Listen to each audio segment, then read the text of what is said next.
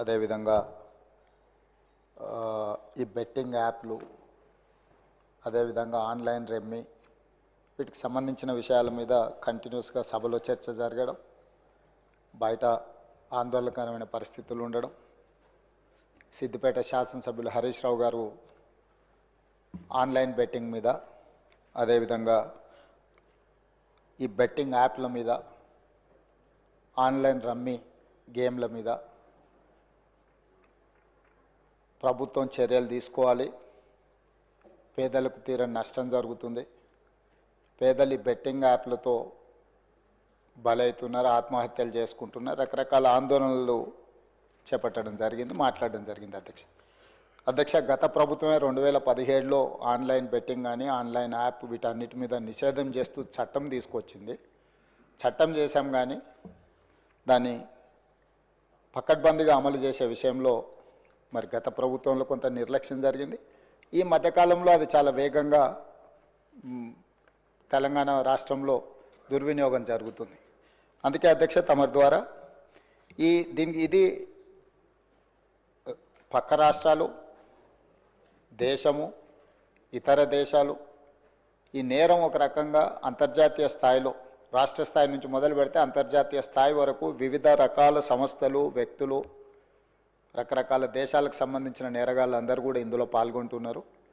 ఇది ఏదో టెంపరీగా ఒక పోలీస్ స్టేషన్లోనో లేకపోతే ఒక పరిధిలో మనం విచారణ చేస్తే దీనికి ఈ సమస్యకు సమూలమైన పరిష్కారం కనుగొనే పరిస్థితి లేదు. కాబట్టి ఈ ఆన్లైన్ బెట్టింగ్ కానీ, ఆన్లైన్ ఈ యాప్లు కానీ, లేకపోతే ఆన్లైన్ రమ్మీ లాంటి గేములు, డిజిటల్లీ ఈ గేమింగ్ ఏదైతే జరుగుతుందో, ప్రధానంగా బెట్టింగ్ ఏదైతే జరుగుతుందో దీని పట్ల రాష్ట్ర ప్రభుత్వము అప్రమత్తంగా ఉండాలి, కఠినంగా వ్యవహరించాలని నిర్ణయం తీసుకున్నది. అధ్యక్ష నేను ఎవరి మీద ఆరోపణలు లేకపోతే ఎవరు ఏ పరిస్థితిలో వీటిని ప్రత్యక్షంగా పరోక్షంగా అనుమతించారు, ప్రోత్సహించారు, ఎక్కువ వివరాల దగ్గర నేను వెళ్ళదలుచుకోలేదు.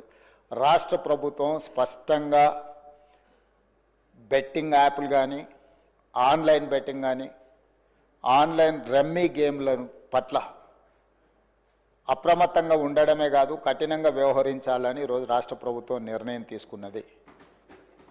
దీన్ని నిరోధించడానికి, నిషేధించడానికి అవసరమైన చర్యలు తీసుకోవడానికి ఒక స్పెషల్ ఇన్వెస్టిగేషన్ టీం, వీలైతే సిబిసిఐడి కానీ లేకపోతే అధికారులతో సమీక్ష చేసిన తర్వాత ఒక స్పెషల్ ఇన్వెస్టిగేషన్ టీంని వేసి కఠినంగా వ్యవహరించాలని చెప్పి ఈరోజు రాష్ట్ర ప్రభుత్వం నిర్ణయం తీసుకున్నది. అధ్యక్ష అదేవిధంగా గతంలో చేసిన చట్టంలో దీంట్లో ప్రధానంగా 2 సంవత్సరాల కంటే మించి శిక్ష కూడా లేదు.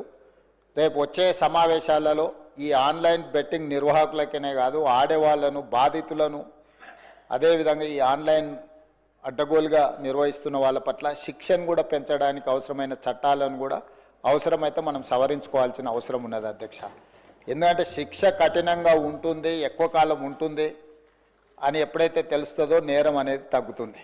కాబట్టి దీనికి సంబంధించి పూర్తి స్థాయిలో ప్రభుత్వం చర్యలు తీసుకోవాలని, అదేవిధంగా గుట్కా ఇట్లాంటివి కూడా నిషేధిత పదార్థాలను కూడా ఈరోజు మార్కెట్లో బాగా సరఫరా జరుగుతున్నట్టు మా దృష్టికి వచ్చింది. అధ్యక్ష వీటి పట్ల కూడా మేము అప్రమత్తంగా ఉండాలని ప్రభుత్వం నిర్ణయం తీసుకున్నది. అందుకే ఆన్లైన్ బెట్టింగ్, ఆన్లైన్ యాప్లు, అదేవిధంగా ఆన్లైన్ రమ్మీ ఈరోజు నిన్న మొన్న మీరు టీవీలలో, పేపర్లలో పోలీసులు కేసులు నమోదు చేసి వాటికి ప్రచారం కల్పించిన వాళ్ళను పిలిచి పోలీస్ స్టేషన్లలో విచారించడం జరిగింది. వాటికి ప్రచారం కల్పించే వాళ్ళను పోలీస్ స్టేషన్లో పిలిచి వాళ్ళను విచారించడం ద్వారా ఈ సమస్యకు పరిష్కారము శాశ్వతంగా దొరకదు. వీటిని నిర్వహించే వాళ్ళు, వీటిని ప్రమోట్ చేసేవాళ్ళు, చివరికి ఈ యాప్ల ద్వారా లబ్ధి పొందుతున్న వాళ్ళను వీళ్ళందరినీ పూర్తి స్థాయిలో విచారించి కఠినమైన చర్యలు తీసుకున్నప్పుడే ఈ సమస్యకు పరిష్కారం దొరుకుతుంది. అధ్యక్ష అందుకే దీన్ని పూర్తి స్థాయిలో విచారించాలంటే పక్క రాష్ట్రాలు, పక్క దేశాలలో కూడా విచారణ చేయాల్సిన పరిస్థితులు ఉంటాయి. అందుకే పూర్తి స్థాయిలో అన్ని అధికారాలు కట్టబెట్టే విధంగా ఒక స్పెషల్ ఇన్వెస్టిగేషన్ టీం ఏర్పాటు చేసి ఈ రాష్ట్ర ప్రభుత్వం వాళ్ళ మీద పూర్తి స్థాయిలో చర్యలు తీసుకోవాలని నిర్ణయం తీసుకున్నారు. తమ ద్వారా ఈ సభకు, సభ్యులందరికీ, తెలంగాణ సమాజానికి ఒక స్పష్టమైన ప్రభుత్వ విధానాన్ని మేము పంపించదలుచుకున్నాము.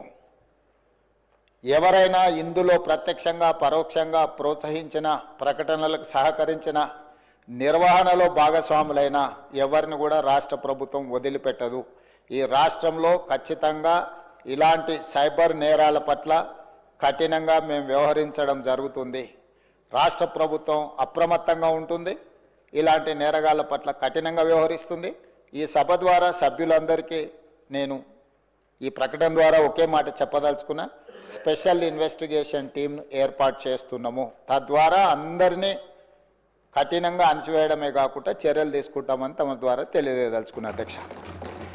అదేవిధంగా అధ్యక్ష, శాంతి భద్రతల మీద చాలాసార్లు మాట్లాడుతున్నారు, చాలా విషయాలు మాట్లాడుతున్నారు. నేను ఎక్కువ విషయాలు చెప్పదలుచుకోలేదు, కానీ గత ప్రభుత్వంలో కొన్ని దారుణమైన సంఘటనలు జరిగినప్పుడు తీసుకున్న చర్యలు, వాటి వివరాలు ఇవన్నీ కూడా ఈ సభలో చర్చిద్దామంటే మాకేం అభ్యంతరం లేదు అధ్యక్ష.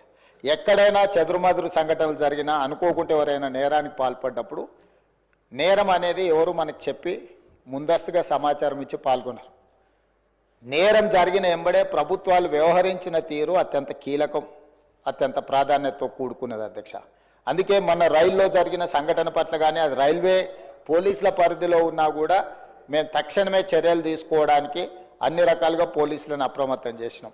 ఏ చిన్న సంఘటన జరిగినా రాష్ట్ర ప్రభుత్వం అప్రమత్తంగా ఉంటుంది.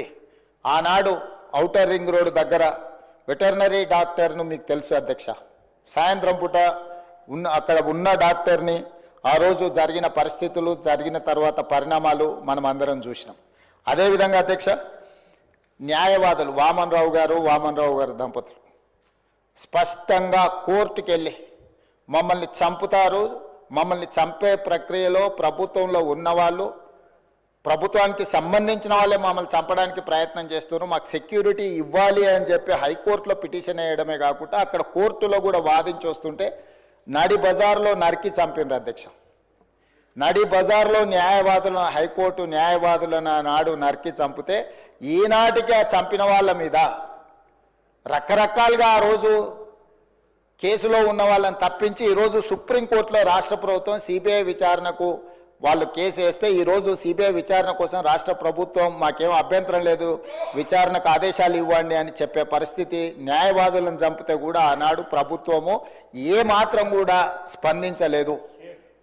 అదే కాకుండా అధ్యక్ష, తమరికి తెలుసు సింగరేణి కాలనీ మహేశ్వరం నియోజకవర్గం వస్తుంది అనుకుంటా, మన సంతోష్ నగర్ అవతల చంపాపేట పక్కన 6 సంవత్సరాల బాలికను గంజాయి మత్తులో రేప్ చేసి మర్డర్ చేస్తే ఆనాటి ప్రభుత్వంలో ఎలాంటి చర్యలు తీసుకోలేదు అధ్యక్ష.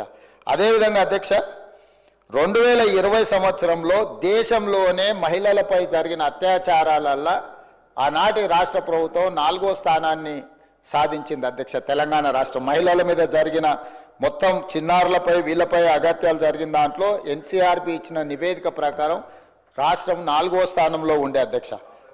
అదేవిధంగా అధ్యక్ష, ఇట్లాంటి ఒక్క దగ్గర కాదు, ఎన్నో సంఘటనలు. జూబ్లీ హిల్స్లో మైనర్ బాలికను పబ్లో నుంచి తీసుకెళ్ళి అక్కడికక్కడనే జూబ్లీ హిల్స్లో రేప్ చేస్తే ఆ రేప్ చేసిన దాంట్లో టీఆర్ఎస్ నాయకుడి కుమారుడే అందులో ప్రత్యక్షంగా పాల్గొంటే ఆ రోజు వాళ్ళను కాపాడడానికి ప్రయత్నం చేసిండ్రు అధ్యక్ష. అదేవిధంగా అధ్యక్ష, వక్ఫ్ బోర్డ్ చైర్మన్ కొడుకే ఆ రోజు కేసులో ఉండడానికి కేసు కట్టడం జరిగింది అధ్యక్ష. సరిగ్గా నేను ఎక్కువ దూరం వెళ్ళి ఆరోపణలు చేయదలుచుకోలేదు. ఆ రోజు ఉన్న ఒక మంత్రి గారి కుటుంబానికి సంబంధించిన వాళ్ళ మీద కూడా వచ్చిన ఆరోపణలు మీ అందరి దృష్టికి వచ్చినాయి అధ్యక్ష. అదేవిధంగా ఈరోజు ఇట్లాంటి సంఘటనలు జరిగినప్పుడు మన అందరం కూడా బాధితుల పట్ల సానుభూతితో నుండి నేరగాళ్ల పట్ల కఠినంగా వ్యవహరించడానికి సహకరించాలి. అట్లా కాకుండా ఇదేదో ప్రభుత్వమే ప్రత్యేకంగా ఈ చర్యలు చేసే వాళ్ళను కాపాడుతుంది అన్నట్టుగా ప్రధాన ప్రతిపక్ష పార్టీ ఈ రకంగా ఆరోపణలు చేయడం, తద్వారా ఒక ఆందోళనకరమైన పరిస్థితి కల్పించి తెలంగాణ రాష్ట్రంలోకి వచ్చే పెట్టుబడులను రానియకుండా, పెట్టుబడులు ఎప్పుడు వస్తాయి అధ్యక్ష? శాంతి భద్రతలు పెట్టుబడిదారులకు రక్షణ కల్పించినప్పుడే రాష్ట్రానికి పెట్టుబడులు వస్తాయి. ఈరోజు ఏ మంచి పని చేపడదామన్నా దానికి ఒక దురుద్దేశాన్ని ఆపాదించి ఆ దురుద్దేశం ద్వారా తెలంగాణ రాష్ట్రం మొత్తం కుప్పగూలిపోయింది, ఈ రాష్ట్రంలో శాంతి భద్రతలు లేవు, ఈ రాష్ట్రంలో మీరు పెట్టుబడులు పెట్టకండి, ఈ రాష్ట్రం దివాలా తీస్తేనే తప్ప మాకు సంతోషం కలగదు అన్నట్టుగా ఈరోజు మాట్లాడడం ఏమాత్రం సమంజసం కాదు అధ్యక్ష. ఈరోజు ఈ రాష్ట్రంలో శాంతి భద్రతలను ఆనాడు 2004 నుంచి 2014 వరకు ఏది ఎట్లున్నా హైదరాబాద్ నగరంలో ప్రధానంగా శాంతి భద్రతల విషయంలో ప్రభుత్వం ఏమాత్రం ఆనాడు రాజీ పడకుండా మేము చేసిన ప్రయత్నాలు తెలంగాణ రాష్ట్ర అభివృద్ధికి ఎందుకో అనుకూలించినాయి. లక్షలాది కోట్ల రూపాయల వేలాది కోట్ల రూపాయల పెట్టుబడులు వచ్చి లక్షలాది ఉద్యోగ ఉపాధి అవకాశాలు హైదరాబాద్ నగరంలో తెలంగాణ రాష్ట్రంలో ఎందుకు వచ్చినాయి అధ్యక్ష? ఆనాటి ప్రభుత్వాలు తీసుకున్న నిర్ణయాలు, నేరగాళ్ల పట్ల వ్యవహరించిన తీరు, కఠినంగా వాళ్ళని అణచివేయడంతో ఈ రాష్ట్రానికి పెట్టుబడులు వచ్చినాయి, సంస్థలన్నీ వచ్చినాయి అధ్యక్ష.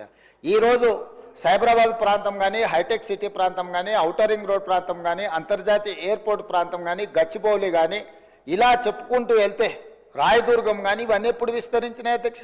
ఎప్పుడు అభివృద్ధి చెందినాయి? హైదరాబాదు నగరంలో ఒకనాడు ఉమ్మడి రాష్ట్రంలో లేకపోతే అంతకంటే ముందు మత కల్లోలాలు ఉంటే కూడా అందరినీ కూడదీసుకొని అందరిని కలుపుకొని వాటిని అణిచివేసిన తర్వాత ఈ రాష్ట్రం అంటే శాంతి భద్రతలకు ఒక వేదిక అని తయారు చేసిన తర్వాతనే మనకు పెట్టుబడులు వచ్చినాయి అధ్యక్ష.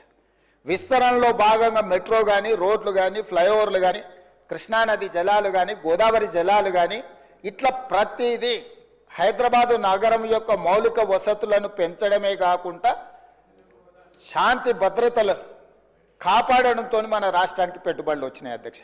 ఈరోజు ఒక మంచి ఉద్దేశంతో చేపట్టిన చర్యలను కూడా మీ స్వార్థం కోసం ఈ ప్రభుత్వం విఫలం చెందింది అని చిత్రీకరించాలన్న ఆలోచనతోని ప్రభుత్వం మీద, కాంగ్రెస్ పార్టీ మీద చేసే దాడిలో భాగంగా తెలంగాణ అభివృద్ధి మీద కూడా మీరు యాసిడ్ దాడులు చేసే పరిస్థితులు వచ్చినాయి అధ్యక్ష.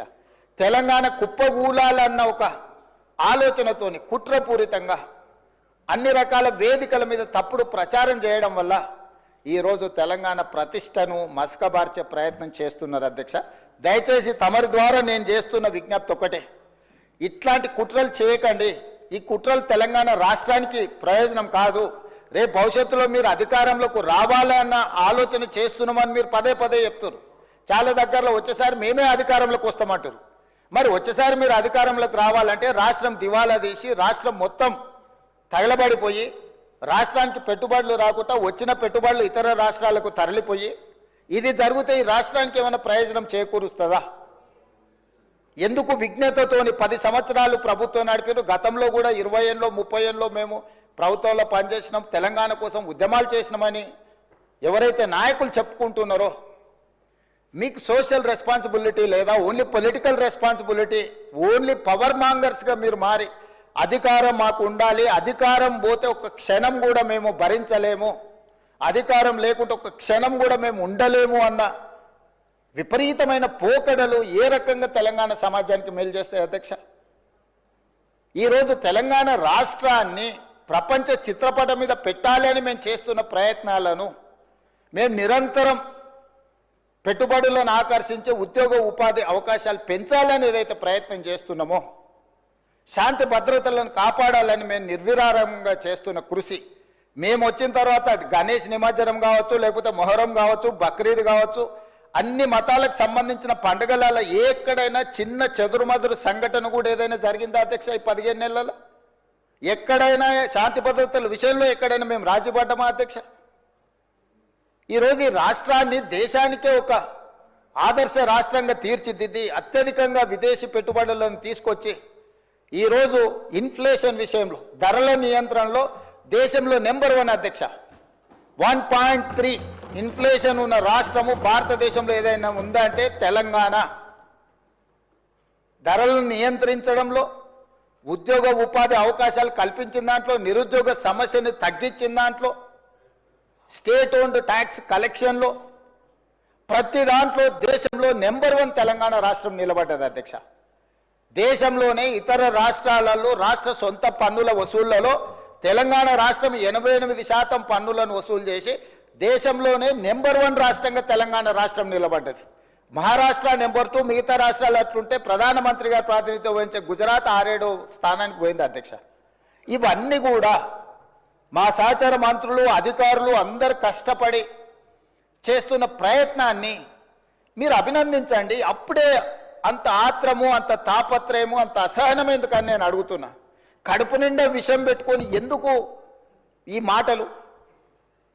మీరు నిజంగా మీ అనుభవాన్ని రంగరించి సూచనలు చేయండి. ఒకప్పుడు ప్రధాన ప్రతిపక్ష నాయకుడిగా అక్కడనే జానారెడ్డి గారు కూర్చొని మీరు తీసుకుంటున్న నిర్ణయాలకు వారు ఏ రకంగా ప్రభుత్వానికి సలహాలు సూచనలు ఇచ్చిండ్రు జానారెడ్డి గారిని ఆదర్శంగా తీసుకోండి. మీరు ఆనాడు మా పార్టీ ప్రయోజనాల కంటే కూడా రాష్ట్ర ప్రయోజనాలు ముఖ్యమని చెప్పి పెద్దలు జానారెడ్డి గారు ప్రతిపక్ష నాయకుడు, మొట్టమొదటి ప్రతిపక్ష నాయకుడుగా ఒక సాంప్రదాయాలను వారు ఏర్పాటు చేసింది.